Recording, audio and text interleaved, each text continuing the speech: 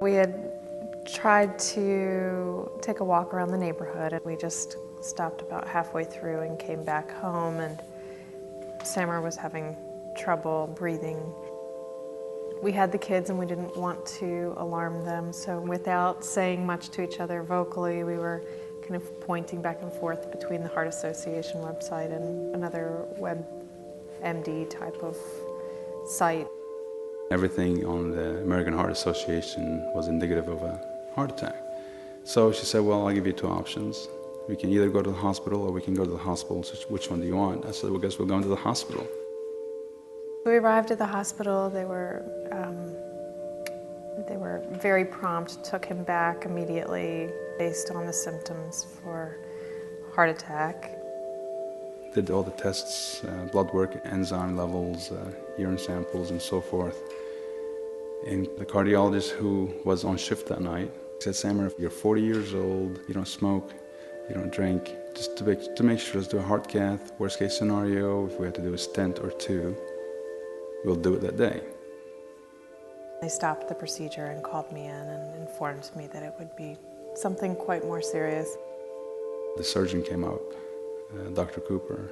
He said, basically what you have will never be fixed, really. We just have to kind of bypass it. It's not just a surgery, there's a life impact. There's a fear, there's a look at life a little more delicately. Samar was a very high-risk situation, and so just celebrating that he had made it through and we'd have another chance to see each other. Cardio rehab was, I think, wonderful for Samar and certainly for me. I knew that they were giving him not only back his physical strength, but also confidence in his body. And it gave me comfort to know that that rehabilitation was being supervised under the medical care in case anything else would happen. I feel like 100% better, honestly. I've lost 50 pounds, 6-7 months period. His first few times when we started to take a longer walk after Samar got out of the hospital, it was a moment of celebration, certainly because now it's a permanent connection point in our lives.